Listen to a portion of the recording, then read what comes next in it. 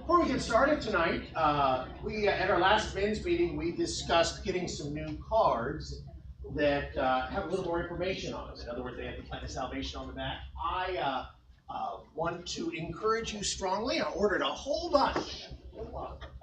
And I tell you what, if you get a chance, grab a handful. You go to a restaurant, you leave a big tip. By the way, don't be a cheap tipper and leave it. But you leave a tip, leave a card. Like I said, they've got our information on the front, on the back. They've got some Bible verses. There is an invitation to come join us for bringing our services. So I'm going to leave the box of them right up here. And you get a chance, grab quite a few. Grab a handful. And I say a handful, like I said, this is 250 here, and there's another 250 in the back. And they're just a real simple way to get the message around, put one in your neighbor's door, whatever you want to do with them. And, well, they're right up here for you. So I wanted to let you know about that. Thank you.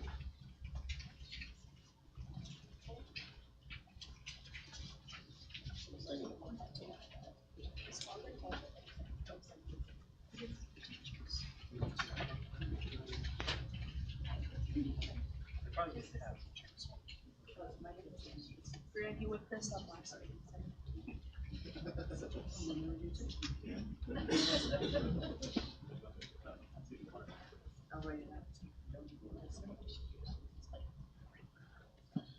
I like to leave these at hotels too, right next to the Gideon Bible. So I figure if someone's reading the Gideon Bible, maybe they should see the plan of salvation. So might as well.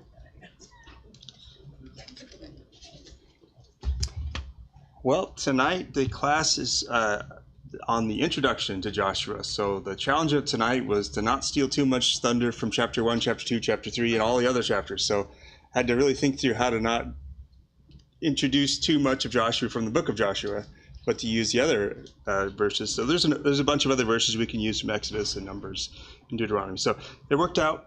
It wasn't too bad. I asked AI to make an image of what Joshua would have looked like at the end of Exodus, and it looks a lot like Greg Durham. A lot like Greg Durham. Although he doesn't look particularly happy, which I wouldn't blame him after 40 years of dealing with the Israelites in the wilderness and how unruly they were. That had to be pretty stressful to live through that experience. It's not an easy experience, I'm sure, for Joshua. But before we get started, I ask Michael Meritus to open us up with the word of prayer.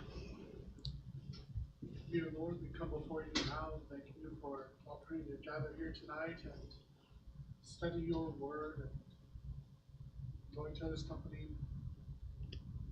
Lord, we ask as we look into your word tonight that we examine it and look into ways to find what we see into our lives. Yes, Lord, that you be with those of our number who are unable to make it here this evening. Help them to be able to do so at the next point in time. In Jesus' name, amen. Amen. So, introduction to Joshua. He was actually an Ephraimite, which was surprising. I hadn't really thought about that before I had studied the lesson. I always assumed that he was actually of the same tribe of Moses. Moses was a Levite, but no, he's actually from Ephraim.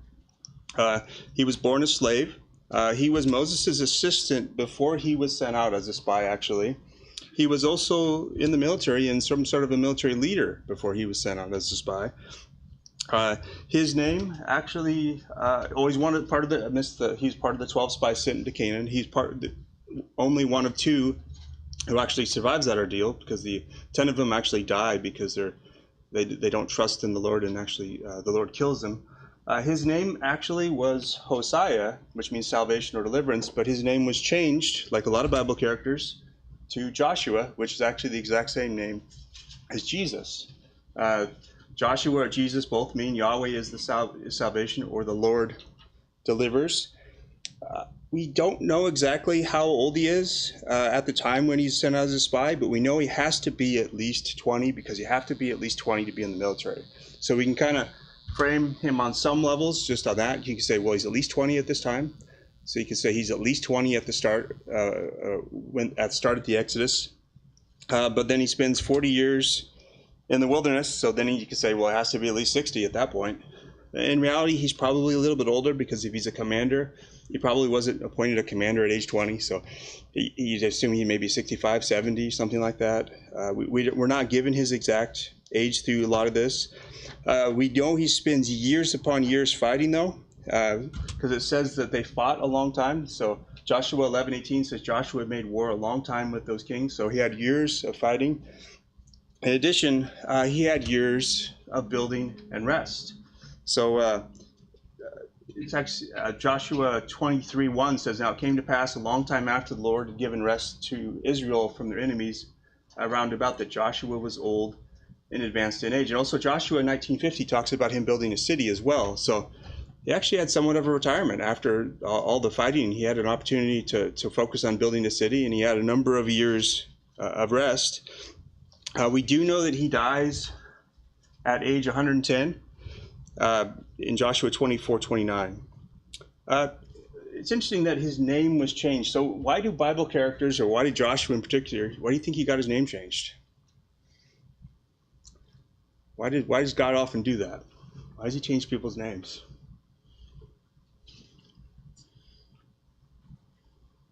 Any idea? Why would he change someone's name? Because he does it a lot. There's a lot of Bible characters.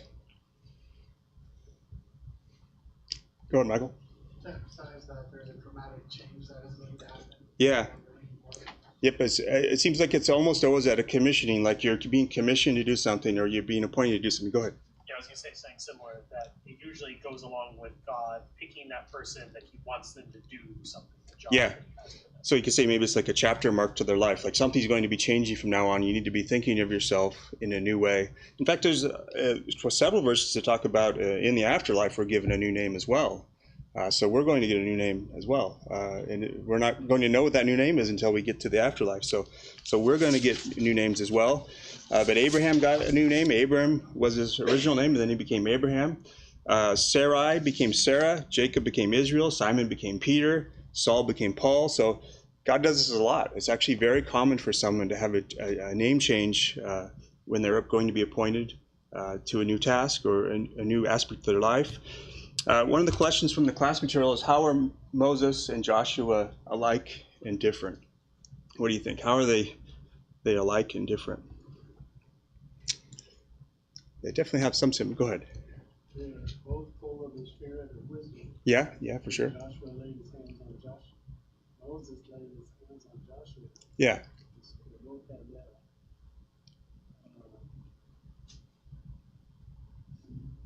See, he did all the signs and wonders that the Lord said he would do in the land of Egypt. And Joshua also did signs and wonders when they crossed the Jordan. He did. Yeah. Yeah, they definitely have some similarities for sure in that sense. Any other thoughts on how they're alike or different?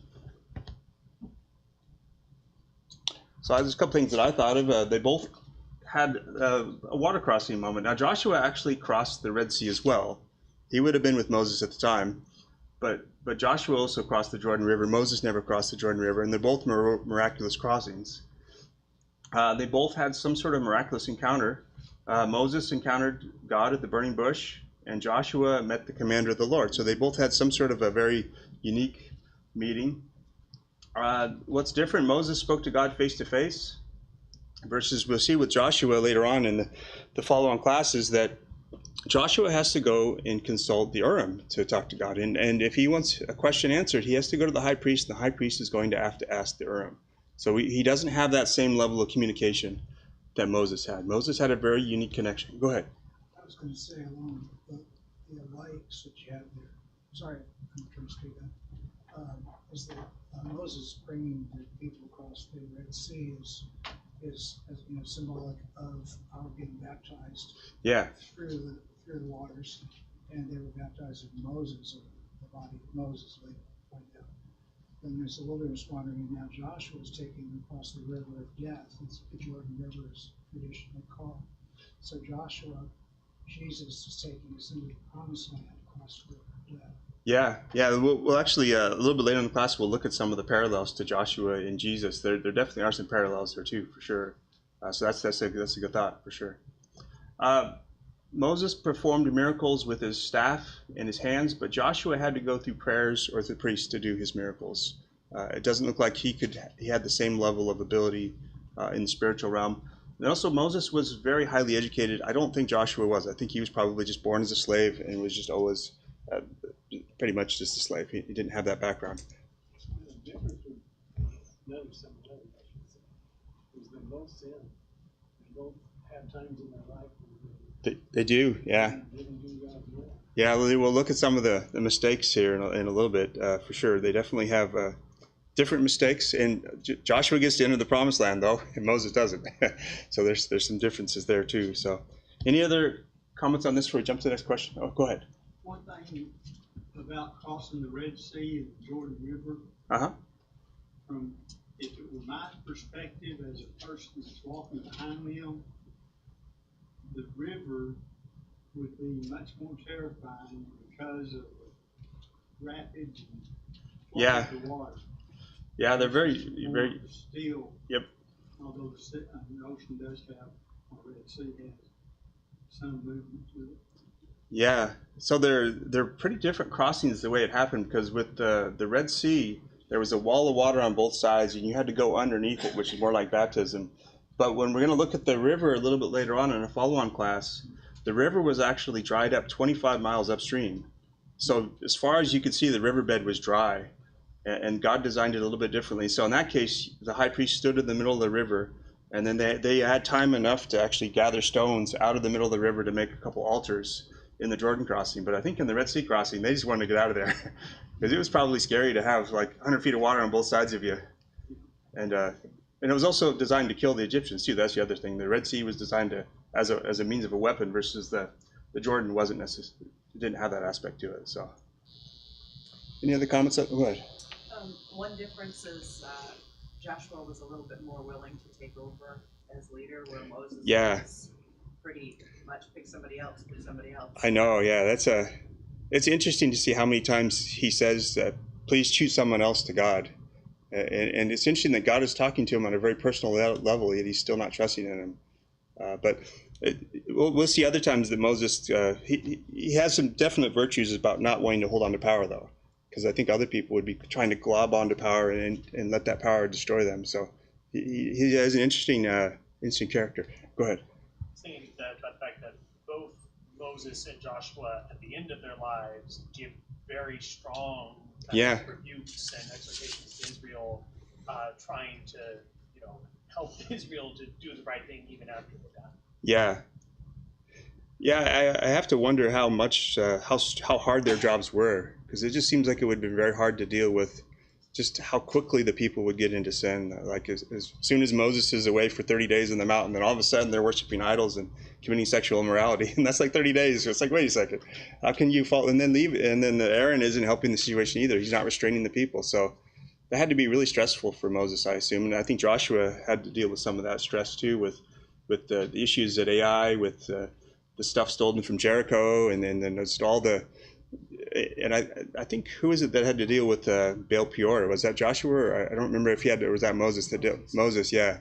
But Joshua would have been there as far as seeing what was going on in Baal Peor too. So it seems like Joshua would have experienced a lot of the tough things that Moses would have gone through, because he was his assistant.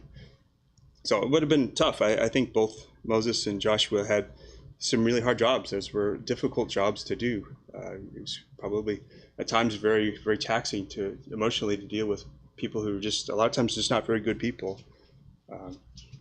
Now, we mentioned it. Stephen mentioned it. There's a connection between the Old Testament and the New Testament, Joshua. So what are the connections between Jesus and Joshua, besides the fact their names are the same? What do you think? What are they? Or by connections, you can mean parallels too. So. Well, Joshua is the person who conquers the promised land for his people. Yeah. That's kind of how Jesus describes he's going to a place to prepare it for us so that we can prepare it. Yeah. Yes, he's the one who's going to give us our rest. Yeah, think of it that way. Yeah, for sure. That's a good way to think of it. So he's going to be a connection to the promised land. That's a good parallel. You could say he also conquered the sinful Canaanite armies. In the New Testament, Jesus conquers sin and death and Satan. Joshua led people through the wilderness to the promised land, and in a sense, Jesus leads us out of the wilderness of sin to our spiritual promised land as well. So there's a couple parallels we could have there. Any other parallels you can think of before we jump to the next question? We'll jump to looking at the man of Joshua. Okay, so we don't get as many verses on Joshua's character as we do on Moses, but we get a fair amount, especially in Joshua chapter 24. But we have to save that for a follow-on class. So, but Joshua 24 gives us one of the more memorable verses that are things that he says about himself, as for me and my house, we will serve the Lord. So he really does have a great character. He's a good leader. He's a good general. He has a strong faith.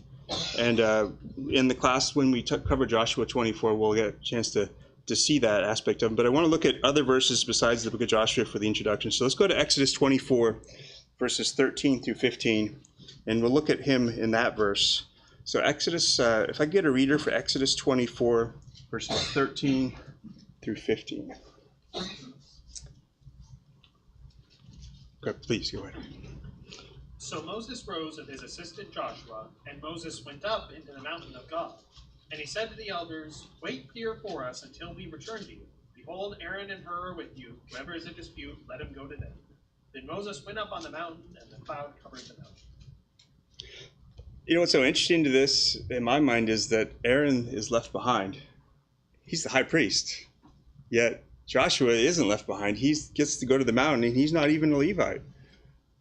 But he is Moses' assistant. So it's interesting that maybe this is one of the opportunities that God was using to show Joshua's future position, that he was going to do special roles that even Aaron didn't get to do. So it's interesting, he was really given a special place in being able to go up on the mountain. No one else got that. So that definitely shows that he was a unique individual in that sense. Unless there's any other comments in Exodus 24, I wanted to jump to Numbers 11 and look at that verse too. So Numbers 11, 24 to 29, please. Thank you. Starting in verse 24. So Moses went up and told the people the words of the Lord. And he gathered 70 men of the elders of the people and placed them around the tent. Then the Lord came down in the cloud and spoke to him, and took some of the spirit that was on him and put it on 70 elders. And as soon as the Spirit rested on them, they prophesied, but they did not continue doing it. Now 2 men remained in the camp, one named Eldad, and the other named Medad, and the Spirit rested on them. They were among those registered, but they had not gone out to the tent, and so they had prophesied in the camp. And a young man ran and told Moses, "Eldad and Medad are prophesying in the camp." And Joshua, the son of Nun, the assistant of Moses from his youth, said, "My lord Moses, stop them." But Moses said to him, "Are you jealous for my sake? Would that all the Lord's people were prophets, that the Lord would put his spirit on them." So it's interesting that the spirit falls upon 70 men and they prophesize, but 2 men actually appears they continue to retain this ability. What do you make though of Joshua here in this case? Because Joshua wants to rebuke. Or wants Moses to rebuke these 2 prophets. So what do you think of that? What's going on here? Go ahead, George. I get the picture that Joshua thought something was wrong. Yeah. It wasn't what God would want. Yeah. And it's interesting that the literal translation uses the word zealous instead of jealous. Yeah, New King James uses zealous, and I think Isaac's translation what is your translation again? Yours was jealous, right? Yes. And is that the New American Standard? This is English Standard. English Standard, okay. But I guess they're sort of almost synonyms. A lot of times we use the word jealous in a bad sense. Yeah, we do. But Joshua was zealous for what he was doing, even though he didn't know why. Yeah, you could zeal without knowledge, though, is what Paul talks about. Yeah, that's a good thought. Go ahead. Yeah, I kind of think it seems like Joshua holds Moses in very high esteem. Yeah. He kind of really honors Moses, even to the point here of maybe going a little too far, of getting over his head. Yeah, he's worried about somehow these 2 men might be undermining Moses' authority by the fact that they had some skills, as if someone else having some skills would be a problem. But Moses doesn't seem to share the concern at all, though. Like Moses has zero concern. He basically says, "Hey, I wish everyone had that skill. Everyone could prophesy." So he really different. You see an interesting heart in Moses where he's not at all worried about his position. He has zero concern that someone else having some sort of skill would undermine him. And he recognized too, God gave that person that skill, not me. So why should I be worrying about it at all? I should have zero worry that someone else has this ability. So if someone else has the ability to public speak or do something good for the Lord, well, that's wonderful. I shouldn't be worried about it. I shouldn't be jealous at all. Go ahead. I've often wondered, based on Joshua's overzealousness in this case, that these two men may have been slightly incapacitated and unable to join with the rest of them. And Joshua was jumping all over them. And Moses recognizes there's a problem and doesn't need to be resolved. Yeah. Yeah, I don't know. I mean, it just basically says that they're alone in the camp. So I don't know exactly if they were. I know sometimes the prophecies mean they'd almost be on the ground at various times. So some of the prophets at various times when they were under the power of the Spirit would be very, very uniquely sort of disabled by that. But I don't know in this case how they were exactly. Go ahead. I think you're saying, I just noticed that it also says in the same place there that Joshua was the assistant of Moses from his youth. Yeah. So I guess I hadn't realized before that. See, Joshua must have been his assistant for even a long time, maybe before he even pops up. So, Yeah. Yeah, it makes me wonder how old exactly he was. I guess it's hard to know at this time. But I think we could say that he wasn't understanding this situation correctly. He was not approaching this situation because he does get a mild rebuke. Basically, Moses is saying, why are you worried about this situation for my sake? Moses thought it wasn't an issue at all. He had zero concern. So now we don't use the term often, but what does it mean to be zealous for my sake? I think we probably know. We've kind of talked about it. So zealous or jealous, I think we would say. Joshua is treating Moses' authority as if someone could steal it away, and that's not going to happen. No one is going to steal it away.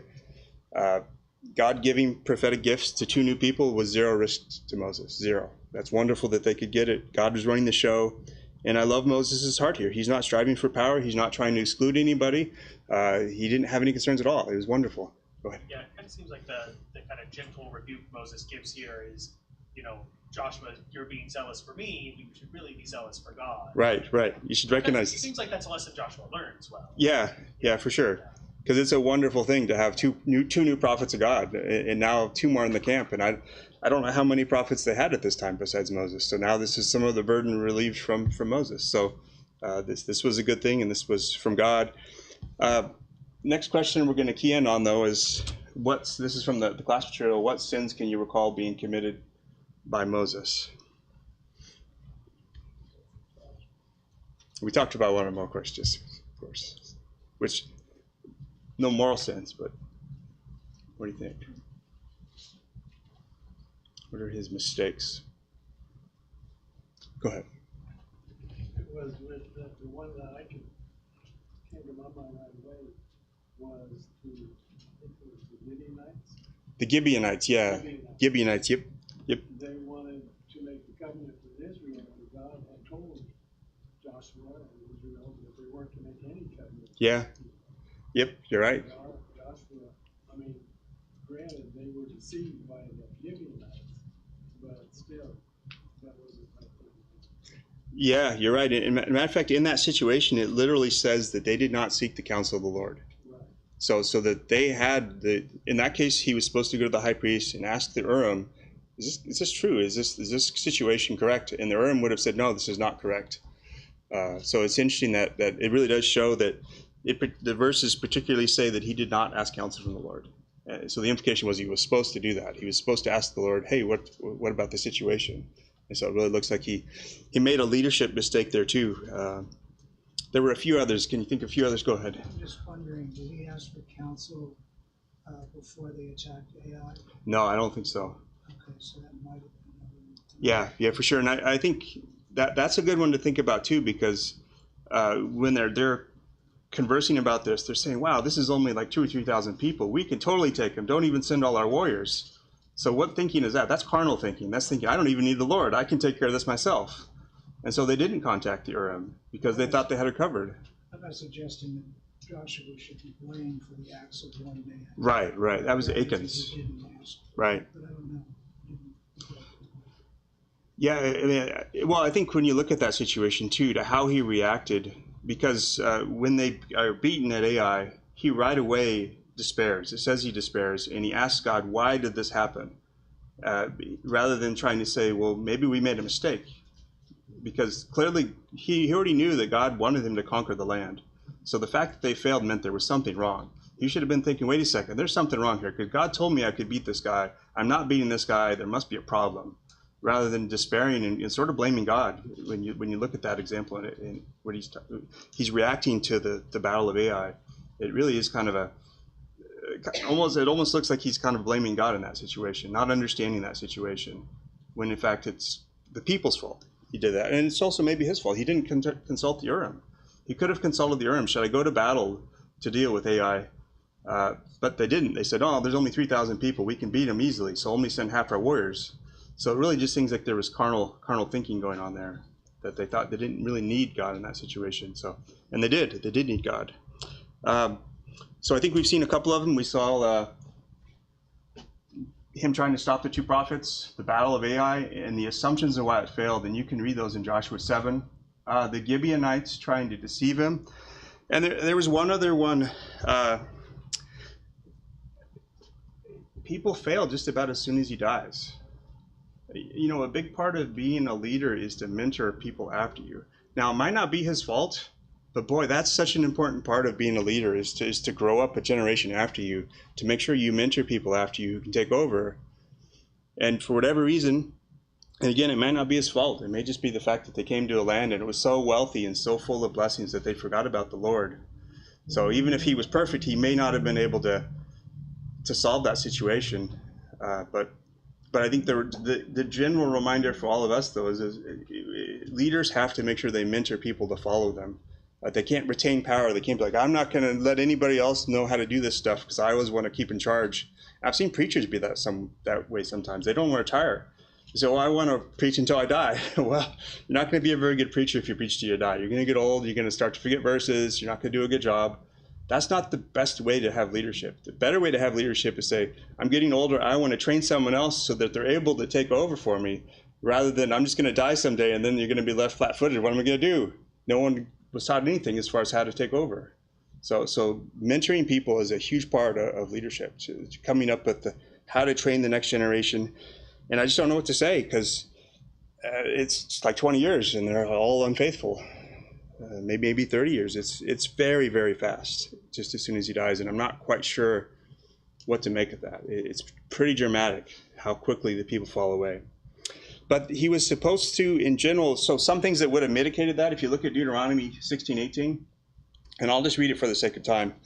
Deuteronomy 16:18 says, you shall appoint judges and officers in all your gates, which the Lord your God gives you, according to your tribes, and they shall judge the people with just judgment. So the basic idea is that in every gate, I assume every city was supposed to have officers who could discern the law and had some level of like judicial oversight. I don't know that happened. It doesn't seem to be clear. Go ahead, Wendy. It's interesting to me that Joshua has been the assistant to Moses from apparently the time he was very young. Yeah. So he saw, like Moses was clearly his mentor and had been for some time and saw that relationship. Yeah. So the fact that he did not, I'm assuming he also had assistants. But that he did not do the same thing that Moses had done was very interesting. Yeah, it's hard to grasp exactly how the wheels came off. But for sure, they're told to appoint officers and judges in every single city. And so in theory, that could have been like a mentoring program, so to speak, is to make sure you've got people who understand the law.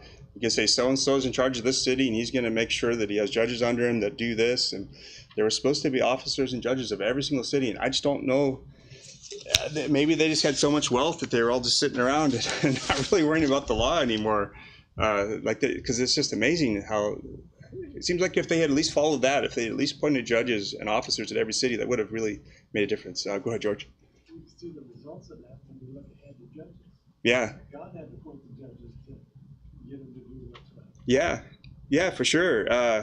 Well, and that judges system was sort of a leadership system, but was pretty flawed compared to Joshua and Moses. Really, it didn't have the same it didn't seem like very many of the judges were actually in charge of more than one or two tribes, except for maybe Samuel. But for the most part, it seemed very regional. So it just kind of seemed like they were flying solo and not really. And it says over and over again that everyone did what was right in his own eyes too. So, and it also says that they didn't have a king in those days, which the king wouldn't necessarily stop people from doing what was right in their own eyes. If you had a godly king, it might have helped because you would have had some leadership. So, go ahead, Grant. I've always found it very interesting at the end of Joshua 24:31, with the way it describes, while Joshua led Israel, they did what was right, and while the people who knew Joshua were there, still around, they did what was right. But there's no, he doesn't set up anyone strong enough to continue that cycle. Yeah. Well, in the end, I guess we don't know. And maybe he did actually appoint the leaders, because it was definitely said you're supposed to appoint leaders in every single city and judges in every single city. So maybe he did that, and maybe they just fell away that quickly, which would be stark if that's true. Go ahead, Teresa. Well, something that's still true today, a generation or two of not being taught about God, then it changes the culture. Oh yeah. Yep. I think we've even seen that in the past 20 years, how drastic things have changed in the United States, or 40 years ago even. Drastic, how quickly things can change when people no longer have any sort of connection to the Word of God. It's pretty dramatic.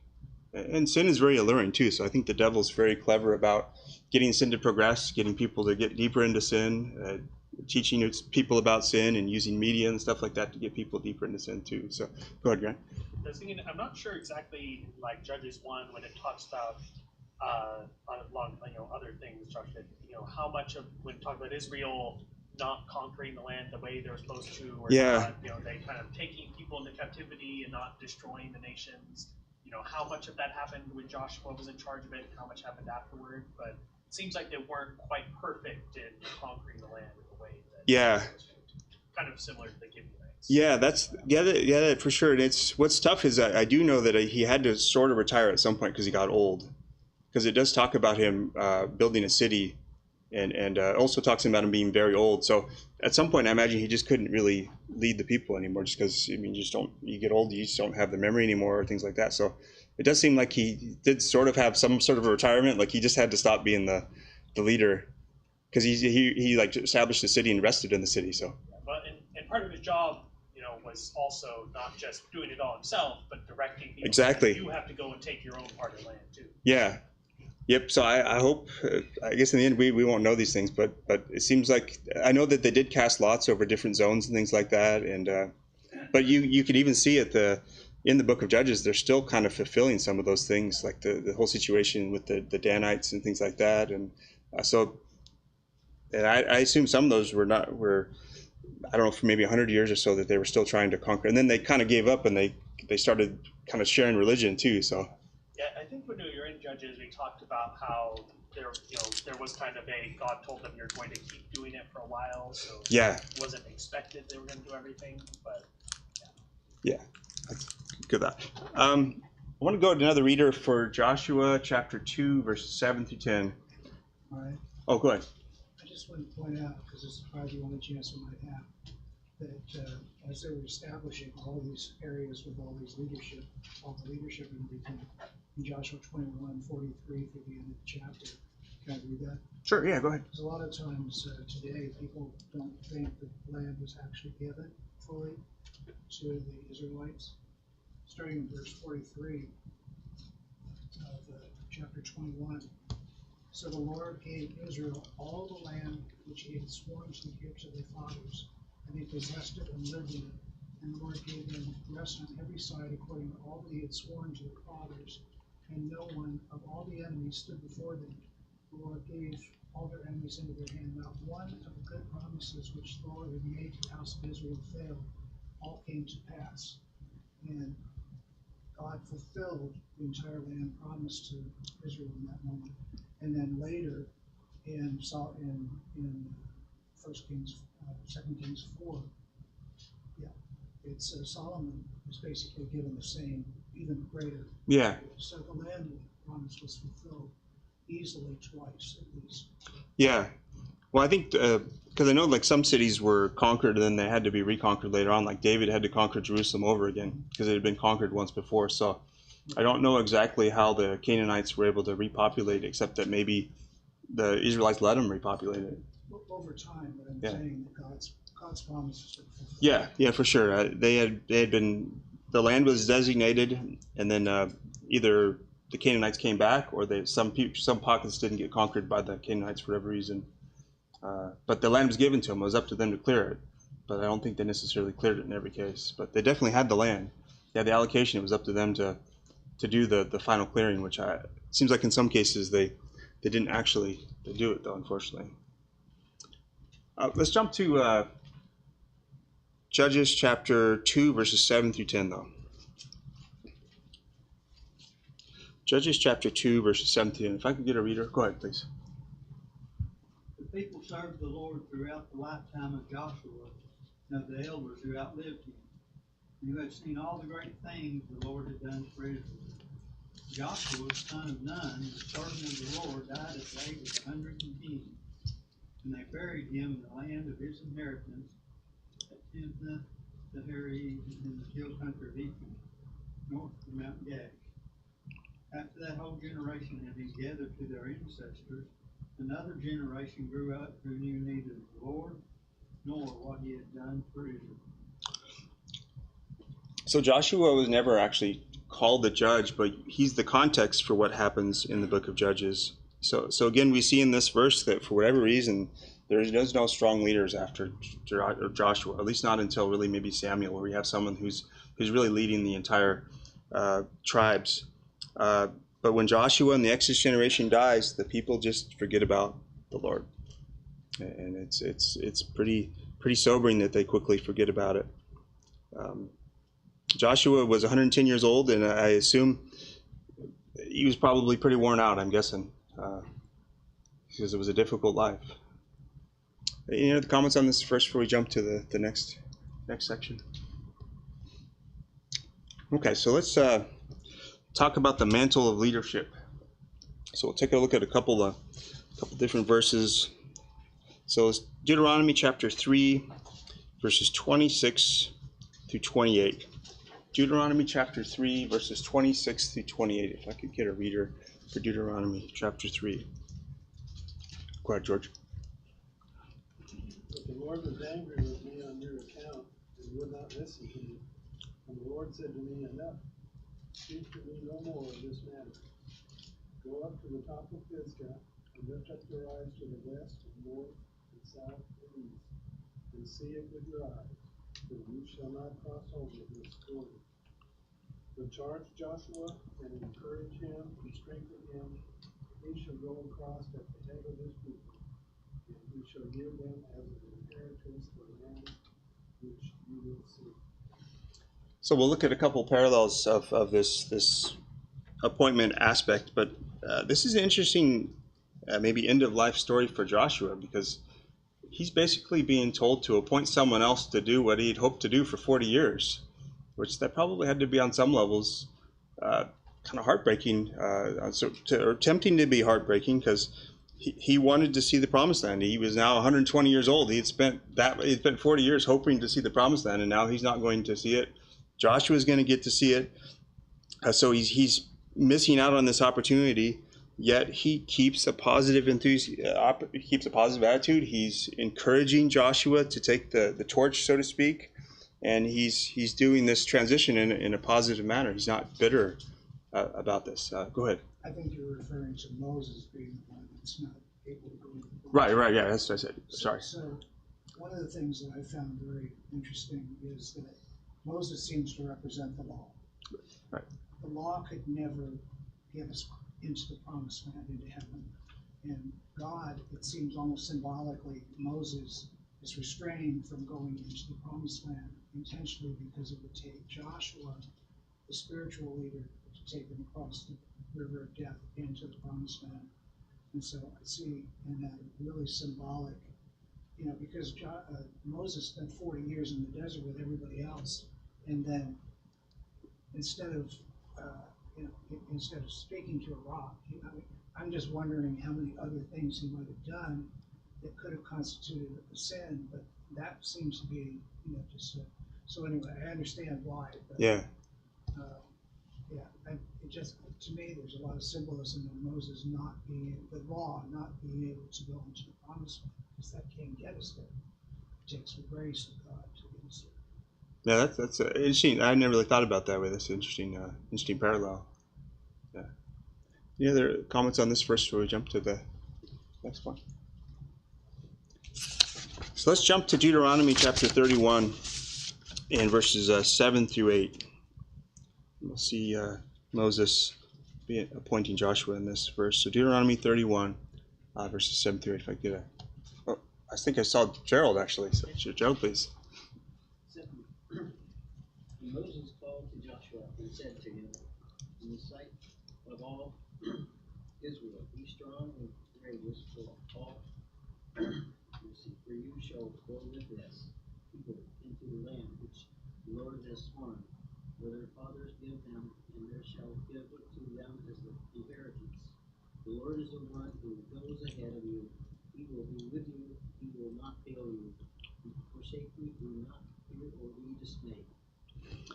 So there's a very clear appointment here in this verse. Moses was to encourage and strengthen Joshua in this role, and Joshua was to not fear or be dismayed. It's interesting that why would he be fearful or be dismayed? What do you think? Go, George. It's a lot of responsibility. Yeah. You can see all the problems that Moses had. Yeah, he just went through the 40 years of the Exodus too, so he saw just really a lot of difficult things, all the different times that people complained, and different times people got killed from their unfaithfulness. Go ahead, Teresa. When he went in as a spy, he was looking at the land and the goodness and all the great stuff in the land. Right. Now he's got to go in and conquer these people. Yeah. And that's a whole different thing. Yeah. At least when he was the spies, he did say that God was going to deliver them, and it really does show great courage. Him and Caleb both show that great courage. But in this case, he's being warned not to fear or be dismayed.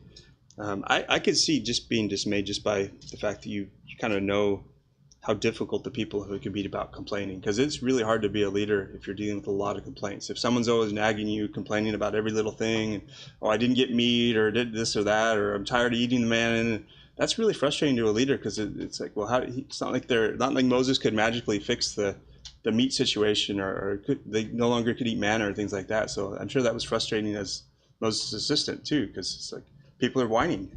Yeah, he had seen them all that time, not following God's instructions. Yeah. But no one wants to be a leader of whiny people either. You don't even want to be around whiny people. So go ahead, Stephen. I think an even greater challenge is the amount of blood and carnage that he faces. Yeah. I mean, he's going in to destroy many, many people, men, women, and children, and that can't be easy for anybody. Yeah. So, just the battles that they had to face were going to be very significant. Yeah, for sure. There's definitely it would have been a challenging experience for sure to go through. So, any other comments on this before we jump to Numbers 27? We'll look at that next. Okay, so go ahead, Michael. It may have given him some advantage being a leader at this point, because all the whiners and complainers, God put them 40 years in the wilderness to get rid of most of them, so they're mostly a fresh slate. Yeah. In the promised land. Some of them aren't perfect, but most of them are up to snuff. It does seem like there's a lot less of the whining and complaining going on in the book of Joshua. Now, there are a few things that still happen after the Exodus, because the Baal Peor is actually after the Exodus, so they weren't totally vetted, I guess you'd say. They were sort of slightly filtered. They still made some pretty big mistakes before they entered the Promised Land. And I'm sure they were still a challenge for Joshua, because, Well, and you see in the Battle of Jericho where Achan steals the stuff, and so at least with the example of Achan, he kind of messed up, and then he got a bunch of people killed because of that. So yeah, they weren't perfect coming out of the Exodus. They still had some issues. But let's jump to Numbers 27. We got 2 minutes. Maybe I'll summarize it. I'll read it quickly just for the sake of time. It says, Numbers 27, 18 through 22 says, And the Lord said to Moses, Take Joshua, son of Nun, with you, a man in whom is the Spirit. Lay your hand upon him, and set Eleazar a priest before your congregation, before all the congregation. Inaugurate him in their sight, and you shall give some of your authority to him, and all the congregation of the children of Israel may be obedient. He shall stand before Eleazar the priest, who shall inquire before the Lord by the judgment of the Urim. At his word they shall go out, at his word they shall come in, he and all the children of Israel and all the congregation. So Moses did as the Lord commanded. He took Joshua and set before him Eleazar and before all the congregation. So I just want to key in on the idea that the structure that Joshua had was he was supposed to go to the high priest and ask him for guidance on going in and coming out. It's also interesting that it says give him some of your authority, not all of his authority. So they really didn't have quite exactly the same access to God. Joshua has to go consult the Urim and the Thummim. Doesn't look like Moses. Never says anything about Moses having to do that. So I don't think they quite had the same aspect of him. See if there's anything else we want to cover. It's interesting that Joshua chapter 1 says several different times, be strong and courageous, several different times. So you see God encouraging him to be strong and courageous, and God comforted him by promising that he's going to be with him. God tells Joshua he's going to be with him like he was with Moses. So that's kind of the intro to Joshua. Hopefully, as we jump into the next couple of chapters, we can enjoy learning about his life. So thank you.